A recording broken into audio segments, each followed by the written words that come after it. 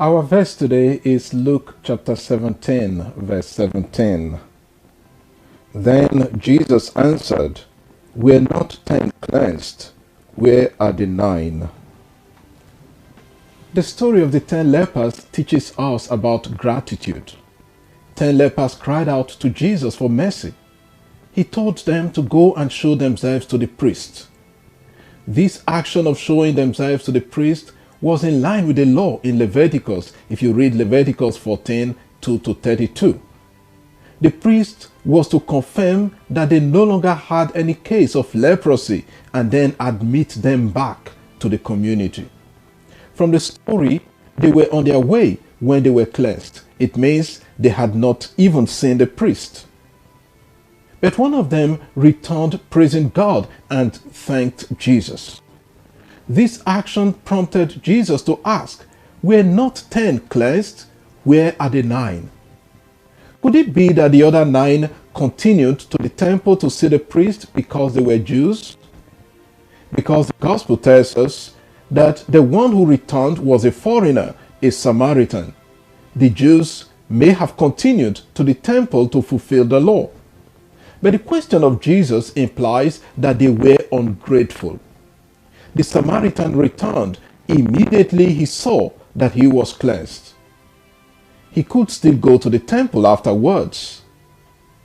The Samaritan acknowledged the source of the healing by returning first to thank Jesus. In falling at the feet of Jesus, he gives Jesus the homage due to God alone. Read Numbers chapter 16, verse 22. The critical point of Jesus is that only the foreigner returned.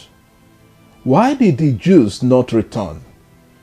I suppose that they took the healing for granted, that it was their right to be healed, or that they deserved it. It could also be that they knew Jesus as one of their brothers and did not see why to give him thanks. It could be that they wanted to fulfill the law and were not concerned or forgot about the source of their healing, Jesus. What about us? Sometimes we can take for granted the good people do for us and never return to show gratitude. People are quick to present their problems, seek assistance, but sometimes forget to say thank you when they receive help.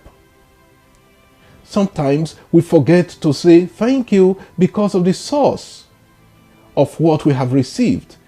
Some children take it for granted that whatever they receive from their parents is their right and should not be grateful for them.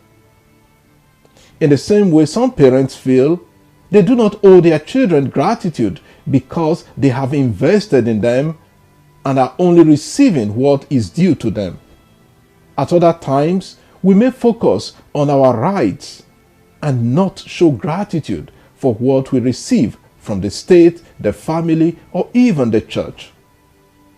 Gratitude should not be based on the source of the gift or the conditions for receiving it. So long as good has been done to us, we should learn to be grateful. We should learn to say thank you. Above all, we must be grateful to God every day for the immeasurable gifts we receive. The gift of life, health, protection, food, clothing, and so on, which we take for granted. Lord, give us the spirit of gratitude towards you and our fellow human beings. Amen. God bless you. Enjoy the rest of the day.